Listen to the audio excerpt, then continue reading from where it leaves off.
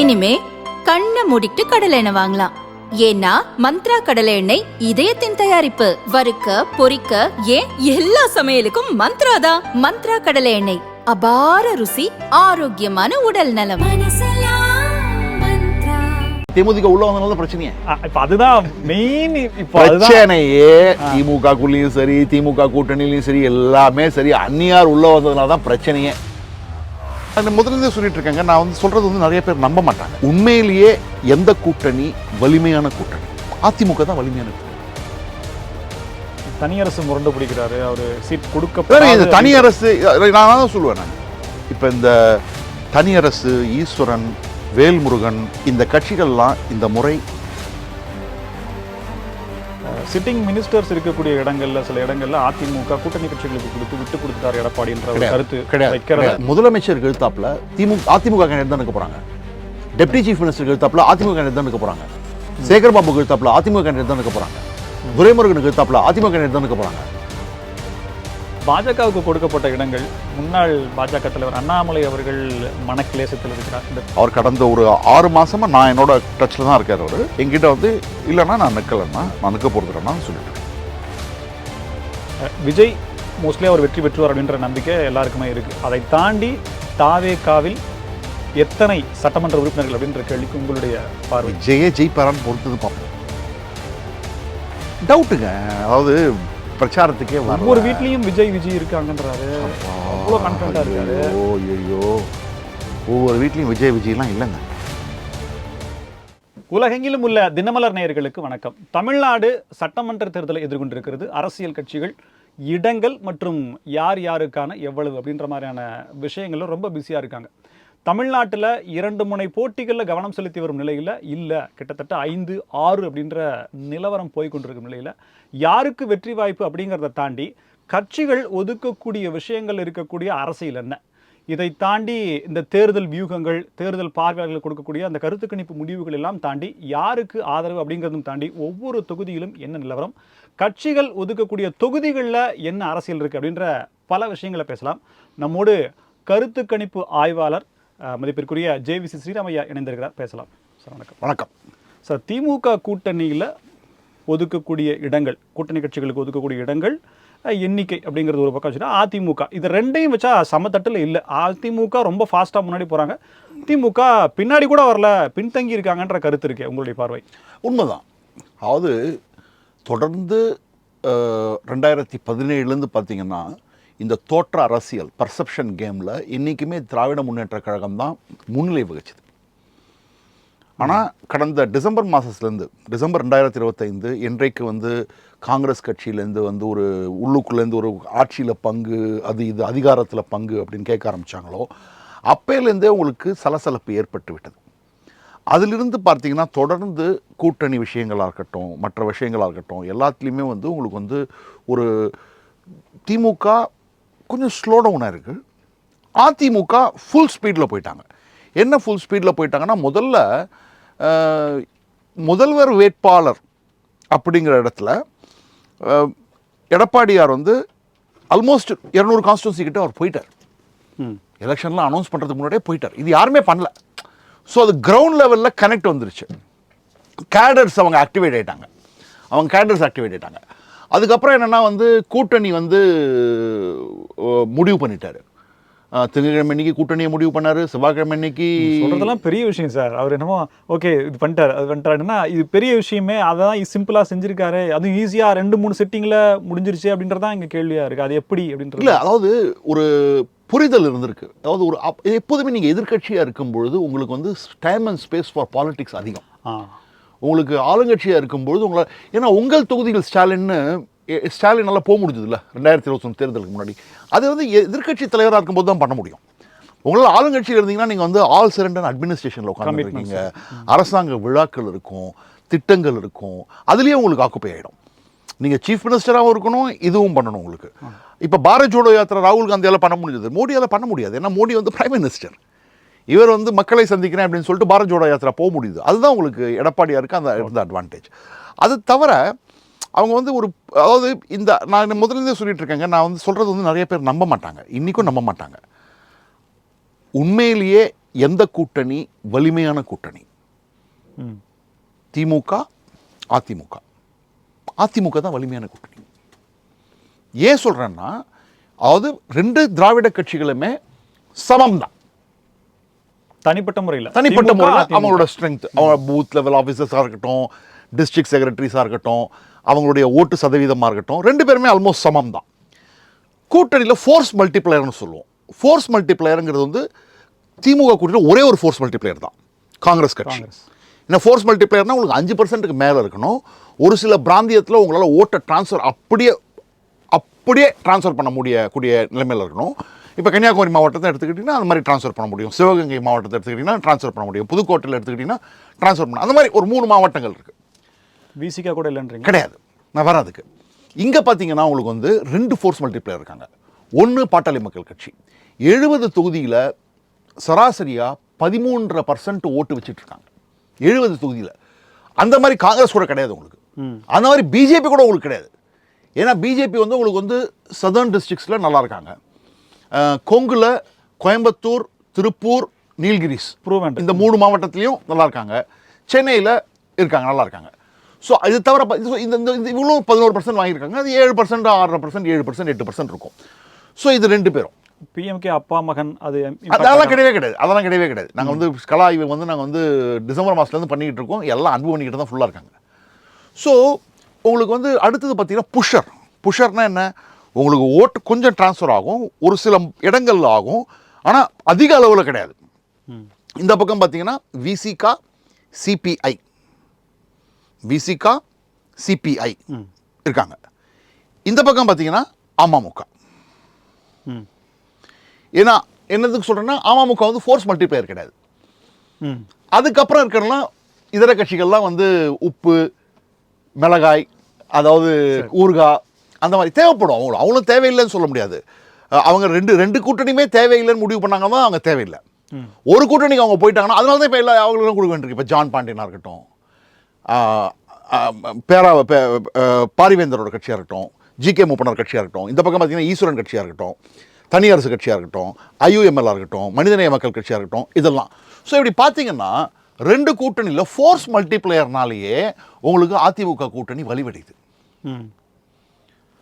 அதனால அதுவும் வந்து அதிமுக ஒரு பெரிய அட்வான்டேஜ் என்ன இருந்ததுன்னா, இந்த 70 தொகுதி தான் கேஷ்மெண்ட் ஜோன். யாருக்கு? பாட்டாளி மக்கள் கட்சிக்கு. அந்த 70ல் 16 அழகாக கொடுத்துட்டார். ஓகே, அவர் கேட்ட 16 கொடுத்துட்டார். ஸோ அதே சமயத்தில் 70ல் 16, 71 ஆக்சுவலாக 71ல் 16 கொடுத்ததுனால 55 இடத்துல is assured of vote transfer from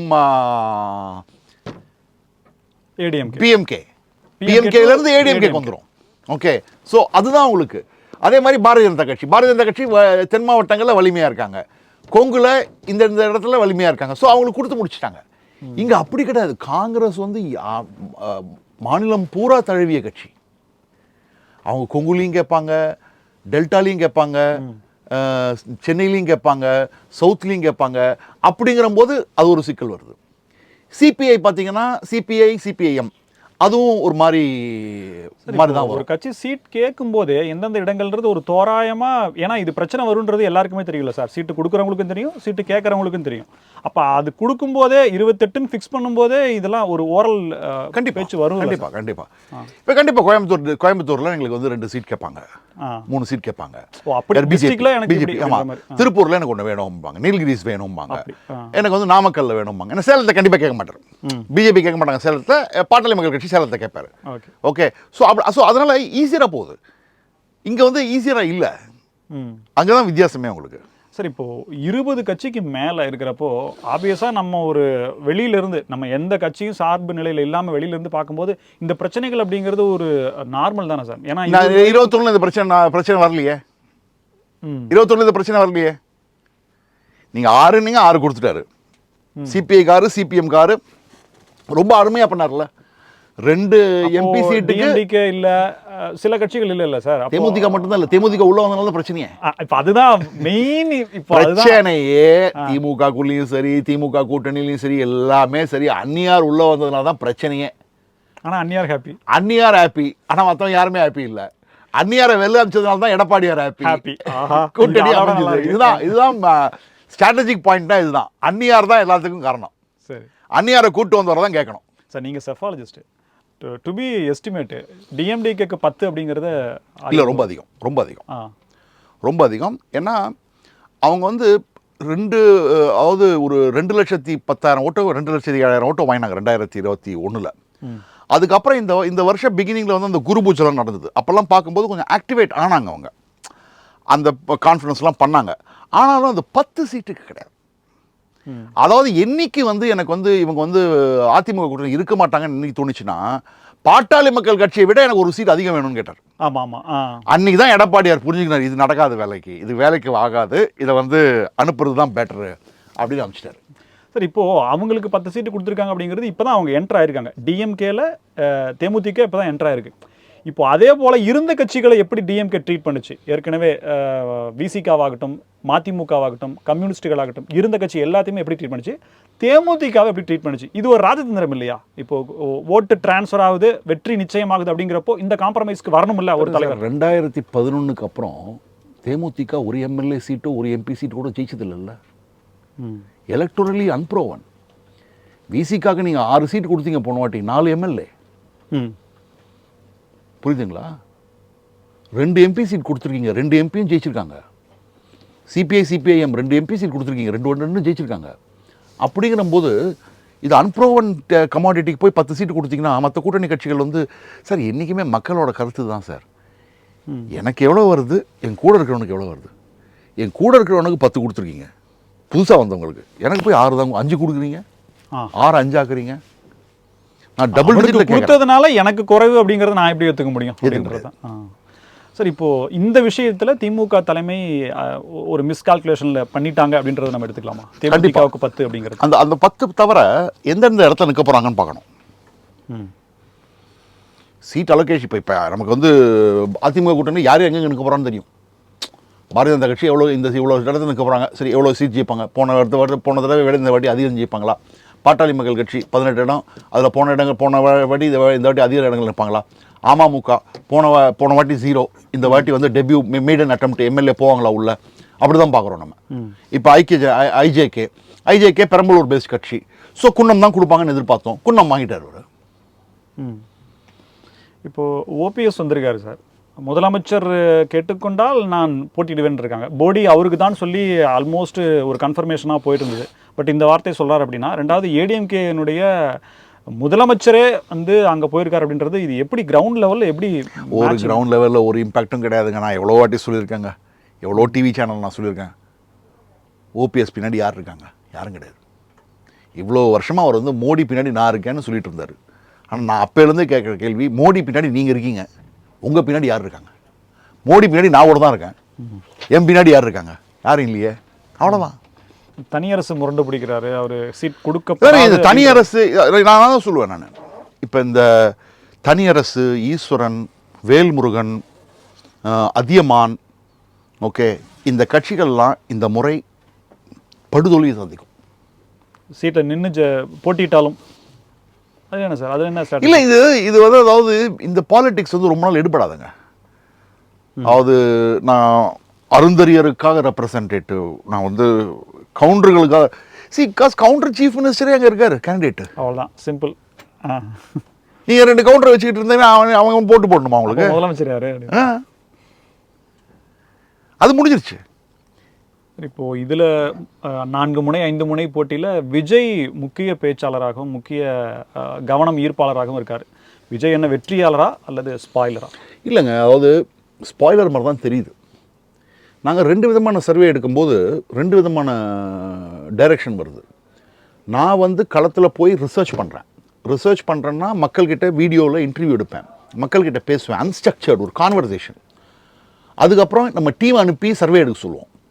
நம்ம டீம் எடுக்கிற சர்வேல விஜய் நல்லா ஸ்கோர் பண்ணுறாரு. அது நிறைய கேள்வி இருக்கும். வாக்காவே கன்வெர்ட் ஆகுதா சார்? வாக்கா கன்வெர்ட் ஆகுது நிறைய இடத்துல. சரி. ஆனால் வந்து நம்ம வந்து பேசும்போது மக்கள்கிட்ட அதுக்கும் கேப் பயங்கரமாக இருக்குது. நம்ம மக்கள்கிட்ட பேசும்பொழுதும் இந்த பசங்க போய் சர்வே எடுக்கிறதுக்கும் 2த்துக்கும் பயங்கர டிஃப்ரென்ஸ் இருக்குது. ஆனால் மோஸ்ட்லி நாங்கள் வந்து எங்களோட குவாலிட்டேட்டிவ் ரிசர்ச்சுக்கு மோர் இம்பார்ட்டன்ஸ் கொடுப்போம் குவான்டிடேட்டிவை விட. இப்போ அதில் ஸ்பாய்லர் அப்படின்னா யாரை ஸ்பாயில் பண்ணுவாருன்ற ஒரு கேள்வி வரும்ல சார்? நம்பர் 1 ஸ்பாய்லர் டிஎம்கே தாங்க. இது நான் மட்டும் தான் சொல்லிக்கிட்டு இருக்கேன். ஏன்னா அவர் வாங்குற வாக்கு விஜய்க்கு ஓட்டு போடுறேன்னு கேமராவில் சொல்கிறவங்க எல்லாமே 2021 யாருக்கு போட்டிருக்கீங்கன்னா திமுகவுக்கு போட்டிருக்கேன்றாங்க. ஸோ இப்போ அவர் தனியாக நிற்கிறது அதிமுகவுக்கு இன்னொரு பலம் அப்படி. அதான் நான் முதல்ல இருந்து சொல்லிட்டு இருக்கேன். ஒரு வருஷமா நான் சொல்லிட்டு இருக்கிறது ஒன்றே தான், விஜய் தனியாக தான் நிற்கணும், தனியாக தான் நிற்பார். அதுதான் நடக்குது. பாஜக ரொம்ப முயற்சி பண்ணுதில்ல சார், ஒருவேளை உள்ள வருவதற்கான முயற்சிகள் முனைப்புகள் அப்படிங்கிறது எனக்கு தெரிஞ்சு பண்ணியிருக்காங்கன்னு அவங்களே தாங்க கசிய விடுறாங்க. ஆதவர்ஜுனா தான் அவரே தான் சொல்றாரு, எங்ககிட்ட பேசுறாங்க, அவங்க பேசுறாங்க, நாங்கள் போக மாட்டோம், நாங்கள் கொள்கை எதிரி அப்படின்னு சொல்லி. அது அதாவது நீங்கள் கொள்கை எதிரி பாஜகன்னு சொன்ன அப்புறம் நீங்கள் எப்படி பேச்சுவார்த்தை நடத்துவீங்க? அவங்க ஃபோன் பண்ண உடனே நீங்கள் எடுக்கக்கூடாதுல்ல. ஆமாம், அவர் சொல்லிடணும், இல்லைங்க உங்களை எங்களுக்கு இஷ்டம் இல்லைங்கன்னு பேசிட்டாங்க, 80 சீட் கொடுக்க தயாராக இருக்காங்க, டெப்டி சிஎம் கொடுக்கலாம் அப்படின்னா அப்போ பேச்சுவார்த்தைக்கு போயிருக்கீங்களா நீங்கள்? அப்படின்னாலே உங்களுடைய முகமூடி வந்து வெளில வந்துருச்சுல்ல, யுவர் மாஸ்க் இஸ் அவுட். பாஜகவுக்கு கொடுக்கப்பட்ட இடங்கள், முன்னாள் பாஜக தலைவர் அண்ணாமலை அவர்கள் மனக்கிலேசத்தில் இருக்கிறார், இந்த தகவல்லாம் அப்படிலாம் கிடையாதுங்க. அவருக்கு வந்து கொங்குல வந்து 7 தொகுதி கொடுத்துருக்காங்க. அந்த 7 தொகுதியில் 2 தொகுதி வந்து ரிசர்வ் தொகுதி, பாக்கி இருக்கிற 5 தொகுதி வந்து இந்த தொகுதி தான். ஆனால் அவர் சிங்காநல்லூர், சூலூர், கவுண்டம்பாளையம் அவர் நிற்க போகிறதா தான், அவர் நிற்கிறதுல தான் என்கிட்ட சொல்லிட்டு இருக்காரு. அவர் கடந்த ஒரு 6 மாசமா நான் என்னோட டச்சில் தான் இருக்கார். அவர் என்கிட்ட வந்து இல்லைன்னா நான் நிற்கலைன்னா நான் நிற்க போகிறதுலன்னா சொல்லிட்டு இருக்காரு. இப்போ நிற்கணும் கூட மோடக்குறிச்சியில் இருக்கலாம், திருப்பூர் சவுத்தில் நிற்கலாம். மோடக்குறிச்சி ஃபர்ஸ்ட் கிளாஸ் சீட்டு, குங்குவேலில் கொண்டு நிறைய அதிகமாக இருக்கக்கூடிய சீட்டு. அவர் நிற்கிறாரு நிற்கலான்றது அவருடைய சொந்த விருப்பம், அவருடைய சொந்த விருப்பம். வேற ஒன்றுமே கிடையாது, அதெல்லாம் ஒன்றுமே கிடையாது. கிரவுண்ட் லெவலில் பாஜக அதிமுக ஜெல் அப்படிங்கிறது எந்த அளவுக்கு இருக்குது? ஏன்னா ஆரம்பத்திலிருந்தே இது பொருந்தா கூட்டணி அப்படின்ற ஒரு ஸ்ட்ராட்டஜி எடுத்துகிட்டு வந்தாங்க. ரெண்டாவது எந்த காலத்திலும் கூட்டணி கிடையாதுன்னு சொல்லி அதிமுக முன்னாடி தலைவர் சொன்னதுலையும் கோடிட்டு காட்டி அதை ஒரு பிரச்சார யூகமாக வகுத்தாங்க. ஆனால் இப்போது நடக்கிறது எல்லாமே பார்த்தா அதிமுக பாஜகவை விட அதிமுக மேலே அப்படின்ற மாதிரியான பேச்சுக்கள் வர அளவுக்கு இருக்கு. அசம்பிளி எலெக்ஷனில் என்றைக்குமே திராவிட முன்னேற்ற கழகம் தான் அங்கே ஃபர்ஸ்ட், இங்கே அதிமுக தான் ஃபர்ஸ்ட். மக்கள்கிட்ட போகும்போதே சூரியன் கட்சி ரெட்டையிலன்னு தான் பேசுவாங்க. திமுக அதிமுகன்னு பேசுறது கம்மி தான். சூரியன் கட்சி இல கட்சி ஒவ்வொரு முறை டெல்லி போகும் ஸ்டாலின் இவர் போய் பேசுறாரு அப்படின்றதெல்லாம் டவுன். கனிமொழி போய் ராகுல் காந்தியை மீட் பண்ணது, இதெல்லாம் வந்து பரஸ்பரம் இதெல்லாம் வந்து பண்ணக்கூடிய விஷயம் தானே. கனிமொழி போய் ராகுல் காந்தியை மீட் பண்ணது உண்மை தானே. எடப்பாடி அமித்ஷா மீட் பண்ண இது இவ்வளோ விஷயங்கள் இருக்கும். சில டைம் ஹோம் மினிஸ்டர் முக்கியமான சில விஷயங்கள் பேசணும், அவர் வந்து அவரை கிளம்பிங்க, அவருக்கு பிஸி ஷெட்யூல் இருந்திருக்கும், வந்திருக்க முடியாது, ஸோ இவங்க போக வேண்டியிருக்கும். இதெல்லாம் சாதாரண விஷயம். பாண்டிச்சேரியினுடைய கலனில் என்னவா இருக்குது சார்? ஏன்னா திமுக கூட்டணியில் இருக்கக்கூடிய கட்சிகள் இங்கே எந்த அளவுக்கு ஒற்றுமையாக இருக்காங்களோ அங்கே அப்படியே அப்ரப்டாக வேற மாதிரி இருக்கு. இங்கேயும் ஒற்றுமை இல்லை, அங்கேயும் ஒற்றுமை இல்லை, அவ்வளோதான். அங்கே வந்து அநேகமாக என்டிஏ ஜெயிச்சிருவாங்கன்னு நினைக்கிறேன். ரங்கசாமி ஒருவர். ஆனால் நிறைய இண்டிபெண்டன்ஸ் அந்த மாதிரியான இடத்துல விஜய் இன்னும் ஃபோக்கஸ் பண்ணியிருந்தா, ஏன்னா சின்ன சின்ன தொகுதிகள் அங்கே value of a candidate very high. கேண்டிடேட்டை பார்த்து தான் ஓட்டு போடுவாங்க. நீங்கள் பிஜேபி காங்கிரஸ் கட்சியை விட கேண்டிடேட் தான் முக்கியம். அப்படிங்கிற போது ஈஸியாக ஸ்கோர் பண்ணலாங்க. புதுச்சேரியினுடைய நிலவரம் அப்படிங்கிறத இப்போவே தெரிஞ்சிருச்சு. இப்போ திமுக அப்படிங்கிறது கஷ்டம். இந்த இடத்துல திமுக சொதப்பிருச்சு அப்படின்னா இந்த தேர்தல் வியூகத்தில் நீங்கள் என்ன சொல்லுவீங்க சார்? ஏற்கனவே இருந்த திமுக தலைவராக இருந்த கருணாநிதி அவர்களுடைய வியூகத்துக்கும் இப்போ முதலமைச்சராக இருக்க அது கம்பேரே பண்ண முடியாதுங்க. முதலமைச்சர் ஸ்டாலின் வந்து பிரமாதமான அலையன்ஸ் பில்டர். 2017 அவர் ப்ரூவ் பண்ணிட்டார். ஓகே, ப்ரூவ் பண்ணிட்டார். ஆனால் அவர் பண்ண ஒரே ஒரு பிளண்டர் தேமுதிக உள்ள கொண்டு வந்தது. இந்த அளவுக்கு இம்பாக்ட் வருமா? ஃபிட்டாக ஆமாங்க, 10 சீட்டுங்க, ராஜ்யசபா சீட்டுங்க. ஒரு ராஜ்யசபா சீட்னா என்ன தெரியுமாங்க? 35 எம்எல்ஏ. அவ்வளோ ஈஸியாக கொடுத்துருவீங்களா நீங்கள்? கமல்ஹாசன் கொடுத்துருவீங்க. மேட்ச் பண்ணிட்டார்ல சார். மக்கள் நீதி மையத்துக்கு சீட் இல்லை, இன்னும் மற்ற கட்சிகளுக்கு குறைவாக இருந்தது. நீங்கள் தேமுதிகவுக்கு 10 சீட்டு கொடுத்ததே பெருசாக சொல்கிறீங்க. பட் மற்ற கட்சிகளுக்கு திமுக எவ்வளோ 175 அப்படின்றது கன்ஃபார்ம் ஆகிடுச்சுல்ல சார்? அதாங்க, அதாவது கூட்டணி கட்சிகள் ஹாப்பியாக இருக்கணும். என்னோட பிரதான கூட்டணி கட்சி யார்? என்னோட பிரதான கூட்டணி கட்சி காங்கிரஸ். இனி காங்கிரஸ் ஹாப்பியா? ஹாப்பி இல்லை. ப்ரைவேட்டாக பேசி பாருங்கள் காங்கிரஸ் லீடர்ஸ் கிட்ட. They would say I am not happy. Chidambaram சொன்னதாகவே சொல்கிறாங்க, அந்த 10 சீட்டை நீங்கள் தேமுதிக கொடுக்க போகிறீங்களோ, 8 சீட்டு கொடுக்க போகிறீங்களோ, 6 சீட்டு கொடுக்க போகிறீங்களோ, அந்த சீட்டை எங்களுக்குலாம் பிரித்து கொடுத்துருக்கலாம், முடிஞ்சு போச்சு இல்லை. சரி, இந்த தேர்தலில் இது வரைக்கும் நடந்த தேர்தலை விட வேற புதுசா அப்படின்ற மாதிரி சொல்வதற்கான வாய்ப்புகள் இருக்கா? ஏன்னா எத்தனை முனை போட்டி அப்படிங்கிறதுலே அதிக எண்ணிக்கை வந்திருக்கு. விஜய் அதிக எண்ணிக்கையெல்லாம் கிடையாது. 2021 எவ்வளோ போட்டி பண்ணாங்க?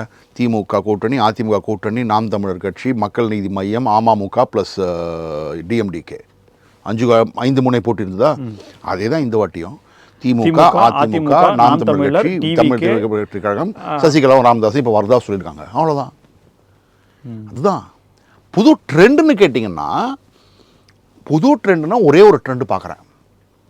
இந்த ட்ரெண்ட் வந்து விவசாயிகளின் கோபம். திராவிட முன்னேற்ற கழக ஆட்சி மீது பயங்கர கோபத்தில் இருக்காங்க. அதனால ரூரல் ஒரு மாதிரி போடுறாங்க, அர்பன் ஒரு மாதிரி போடுறாங்க. ஓகே, அது கிளியர் கட்டாக தெரிஞ்சுது. அதனால தான் உங்களுக்கு அதிமுகவினுடைய வாக்குறுதிகள்லேயே அக்ரிகல்ச்சருக்கு பயங்கரமாக ஃபோக்கஸ் கொடுத்துருக்காங்க. 3500 ரூபாய் நான் வந்து ப்ரொக்யூர்மெண்ட் நெல் கொள்முதலுக்கு, 4500 ரூபாய் இதுக்கு சுகர் கேனுக்கு, கரும்புக்கு. அதே மாதிரி இன்சூரன்ஸ் ப்ரீமியம் நீங்கள் 5% கட்டிட்டு இருந்தீங்க, இனிமேல் 2% தான் நீங்கள் கட்டணும், 3% நாங்கள் கட்டுவோம். Farmer loan waiver. ஓகே, அதெல்லாம் ஒன்று மாற்றி ஒன்று அப்படிங்கிறது அந்த ட்ரெண்ட் வந்து கிளியர் கட்டாக வருது.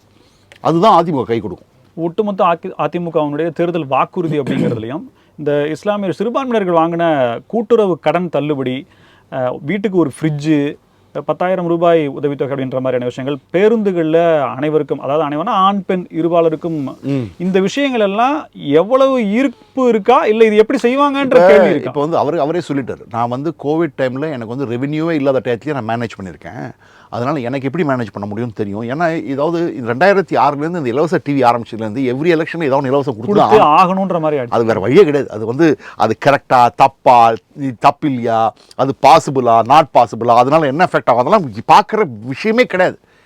நான் பார்க்குறது இந்த இதில் ட்ரக் யார் யார் கஞ்சாலாம் பெடல் பண்ணுறாங்களோ அவ்வளோ குண்டர் சட்டத்தை அடைக்கிறேன்.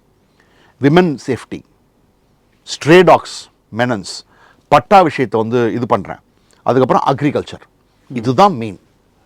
10,000 ரூபாய் ஆஃப்கோர்ஸ், 10,000 ரூபாய். பீகார் 10,000 ரூபாய் கொடுக்க முடியுதுன்னா தமிழ்நாடு பீகார் 10,000 ரூபாய் கொடுக்க முடியும். ஏற்கனவே 21 டிஎம்கே கொடுத்த மேனிஃபெஸ்டோ, அதில் அவங்க நிறைவேற்றின விஷயங்கள் இந்த எலெக்ஷனில் இது பெரிய பேசுபொருளாகுமா, இல்லை மக்கள் கடந்து போயிடுவாங்களா? ஏன்னா அன்புமணி ராமதாஸ் கோட் பண்ணிருக்காரு, புதுசாக எதுக்கு வாக்குறுதி கொடுக்குறீங்க, இல்லை அதுலேயே 400 மேலே இருக்குல்ல. கரெக்ட் இல்லை, கம்மர் அதுலேயே 400 இருந்து அதில் எவ்வளோ நான் ஃபுல்ஃபில் பண்ணலையோ ஃபுல்ஃபில் பண்ணுறேன்னு சொல்லிட்டு போனால் போதும், அவ்வளோதான்.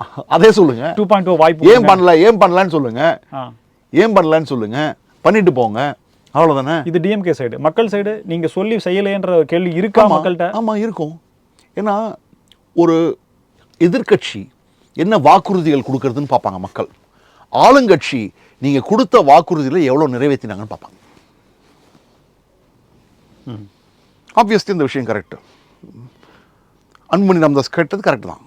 சரி, இப்போ தாலிக்கு தங்கம் அது எல்லாருக்கும் கிடைக்க போகிறதில்ல, இருந்தாலும் அதனுடைய வேல்யூ மாதம் 1000 ரூபாய் பெண்கள் எல்லாருக்கும் கிடைக்குது. ஒரே திட்டம் தான், பட் கன்வெர்ட் பண்ண விஷயத்துல திமுக ஜெயிச்சிருக்கே. அதாவது 1 கோடி பேருக்கு மேல 1 கோடி பேருக்கு மேல ஒரு 1.2 crores விமன் கிடைக்கலையே. நான் பார்க்கக்கூடிய பல விமனுக்கும் ஏன் கிடைக்கலன்னு கூட தெரியாது. அவங்க ரேஷன் கார்டு அட்டதாரியாக தான் இருப்பாங்க, அவங்களுக்கு ஏன் கிடைக்குதுன்னு தெரியாது. ஆனால் இப்போ இவர் என்ன சொல்றாரு, ரேஷன் கார்டு ரேஷன் கார்டு வச்சிருக்கிற அனைத்து மக்களுக்கும் 2000 ரூபாய் உண்டு, குடும்பத்துக்கு உண்டு, குடும்பத்தின் இல்ல தலைவியினோட அக்கௌண்ட்ல போட்டுருவேன். 10,000 ரூபாய் ஒயிட் ரேஷன் கார்டு வச்சிருக்கிறவங்க எல்லாருக்குமே உண்டு. 15,000 ரூபாய் மார்ஜினல் விவசாயிகள், ஸ்மால் அண்ட் மார்ஜினல் விவசாயிகளுக்கு உரம் வாங்குறதுக்கு, சீடு வாங்குறதுக்கு, இதுக்கு 15,000 ரூபாய் வருஷத்துக்கு தரேன். ஸோ தெளிவாக இருக்கு. இந்த மேனிஃபெஸ்டோ எப்படி கொண்டு போய் அதிமுக சேர்க்க போறாங்கன்னு முக்கியம். சரி, புது வரலாறு, புது ஹிஸ்டரி எழுதப்படுவதற்கான வாய்ப்பு, திராவிட மாடல் 2.0க்கான வாய்ப்பு இருக்கா, எந்த அளவுக்கு? இல்லைன்னு நான் ரூல் அவுட் பண்ண மாட்டேன். அதே சமயத்தில் கண்டிப்பாக இருக்குன்னு சொல்ல மாட்டேன். அதிமுகவுக்கு இப்போ ஒரு சான்சஸ் இருக்கு. அதை எப்படி யூட்டிலைஸ் பண்ண போறாங்கிறது திமுக தரப்புல இனிமேல் நம்ம பார்க்க வேண்டியது என்னன்னா, திமுக தரப்புல யார் யார் எந்தெந்த இடத்துல போட்டியிட போறாங்க, யார் யார் வேட்பாளர், யாருக்கு எதிர்த்தாப்புல யார், இதெல்லாம் பார்த்து தான் நம்ம சொல்ல முடியும். சிட்டிங் மினிஸ்டர்ஸ் இருக்கக்கூடிய இடங்கள்ல சில இடங்கள்ல அதிமுக கூட்டணி கட்சிகளுக்கு கொடுத்து விட்டு கொடுத்துட்டார் எடப்பாடின்ற ஒரு கருத்து கிடையாது. நீங்க எப்படி எடுத்துக்க? கிடையாது, நான் தான் ட்வீட்டே போட்டிருக்கேன். அதாவது முதலமைச்சருக்கு எழுத்தாப்புல அதிமுக கேண்டிடேட் தான் இருக்க போறாங்க, டெப்டி சீஃப் மினிஸ்டருக்கு எழுத்தாப்புல அதிமுக கேண்டிடேட் தான் இருக்க போறாங்க, சேகர் பாபுக்கு எழுத்தாப்புல அதிமுக கேண்டிடேட் தான் இருக்க போகிறாங்க. துரைமுருகனுக்கு எழுத்தாப்புல அதிமுக கேண்டிடேட் தான் இருக்க போகிறாங்க. பொன்முடியோ ஒரு பையன் ஒன்றுனாங்கன்னா அவருக்கு எழுத்தாப்புல அதிமுக கேண்டிடேட் தான் இருக்க போகிறாங்க. எம்ஆர்கே பன்னீர்செல்வம் எதிர்காலத்தில் அதிமுக கேண்டிடேட் தான் இருக்க போகிறாங்க. அதுக்கப்புறம் பார்த்தீங்கன்னா செந்தில் பாலாஜிக்கு எழுத்தாப்புல அதிமுக தான் இருக்க போகிறாங்க. பிடிஆர் பழனிவேல் தியாகராஜன் எழுத்தாப்புல அதிமுக தான் இருக்க போகிறாங்க. மூர்த்திக்கு எழுத்தாப்புல அதிமுக தான் இருக்க போகிறாங்க. KKSR ராமச்சந்திரன் எழுத்தாப்புல அதிமுக தான் இருக்க போகிறாங்க. இவங்க அவர் பேர் என்ன உங்களுக்கு தங்கம் தென்னரசு ஃபினான்ஸ் மினிஸ்டர் அவருக்கு எழுத்தாப்புல அதிமுக தான் இருக்க போகிறாங்க. கீதா ஜீவனுக்கு எழுத்தாப்புல அதிமுக தான் இருக்க போகிறாங்க. என்ன சொல்கிறீங்க? நான் சொல்லிட்டேன்ல உங்களுக்கு, இது ப்ரூஃப் தானே. அவங்க தொகுதி மாறினாங்கன்னா ஒன்றும் பண்ண முடியாது. இப்போ ஓகே, அவங்க இல்லை நான் அருப்புக்கோட்டையில் நிற்க மாட்டேன், சாத்தூரில் பிஜேபி நிற்குது அதுக்காக நான் வரேன்னா அது நம்ம ஒன்றும் பண்ண முடியாது. ஆனால் நமக்கு தெரிந்த வரைக்கும் வெரி பவர்ஃபுல் மினிஸ்டர்ஸ்க்கு எழுத்தாப்புல அதிமுக கேண்டிடேட் போட்டிருக்காங்க. அதே மாதிரி அனைத்து கூட்டணி கட்சிகளும், ஆனால் ஈவன் IJK கூட குன்னம்ல டிரான்ஸ்போர்ட் மினிஸ்டருக்கு எழுத்தாப்புல நிற்க போகிறாங்க. மன்னார்குடியில் அமமுக, மா சுப்பிரமணியம் அமமுக, பாட்டாளி மக்கள் கட்சி செஞ்சி மஸ்தான், பிஜேபி அனிதா ராதாகிருஷ்ணன், அது தவிர ஏவா வேலு இல்லைங்களா? ஓகே, ஸோ அப்படிதான் இருக்கு. சரி, ஸோ களம் ஈக்குவல். சரி, விஜய் மோஸ்ட்லி அவர் வெற்றி பெற்றுவார் அப்படின்ற நம்பிக்கை எல்லாருக்குமே இருக்கு. அதை தாண்டி தாவேகாவில் எத்தனை சட்டமன்ற உறுப்பினர்கள் அப்படின்ற கேள்விக்கு உங்களுடைய பார்வை? விஜயே ஜெயிப்பாரான்னு பொறுத்தது பார்ப்போம். ஏன் சார் அவ்வளோ டவுட்டுங்க? அதாவது பிரச்சாரத்துக்கே ஒவ்வொரு வீட்லயும் விஜய் இருக்காங்கன்றாரு, அவ்வளோ கான்ஃபிடண்டா இருக்காரு. ஐயோ, இதை வேற நீங்க கேள்வியா கேட்குறீங்க என்கிட்ட. ஒவ்வொரு வீட்லயும் விஜய்லாம் இல்லைங்க சார். நீங்களே களத்துல போயிருக்கீங்க. இல்லன்றல்ல, நான் பேசியிருக்கேன்னு சொல்றேன். இல்லன்றல்ல, ஆகுதுன்னு இல்லன்றல்ல, கன்வெர்ட் ஆகுது. ஒவ்வொரு வீட்லயும் விஜய்லாம் கிடையாதுங்க. என்ன சார் இவ்வளோ கோவப்படுறீங்க? அதான் உண்மை அப்படின்றாங்க. அதுதான் உண்மை. உண்மை கசக்கும், அதுதான் சொல்றேன். ஒவ்வொரு வீட்லயும் விஜய்லாம் இல்லைங்க. அதான் இருந்தால் பயங்கர ஷாக்கிங்காக இருக்கும். அப்பெல்லாம் ஒன்றும் இல்லவே இல்லை. 60-70 சீட்டு, துணை முதலமைச்சர், 2.5 வருஷம் ஆட்சி வரைக்கும் பேசுனாங்களே சார். ஒருத்தர் இருக்கிறாருங்க ட்விட்டரில், எக்ஸில், விஜய் 10 மணிக்கு ஓப்பன் பண்ணுவாங்க, 11 மணிக்கு ஜெயிச்சுடுவார், 12 மணிக்கு 200 சீட்டு, 1 மணிக்கு பனையூரில் கவர்னர் பதவியேற்பு விளம்பார். அதெல்லாம் நான் நம்புறது தயாராக. விஜய் டபுள் டிஜிட்டில் ஓட் பர்சன்டேஜ் வாங்கினாலே பெரிய விஷயம். அதுவே அப்ரிஷியேட் பண்ணக்கூடிய ஒரு விஷயம். அதை தாண்டி வேற ஒன்றும் கிடையாது. மிக்க நன்றி சார், பல்வேறு தகவல்கள்.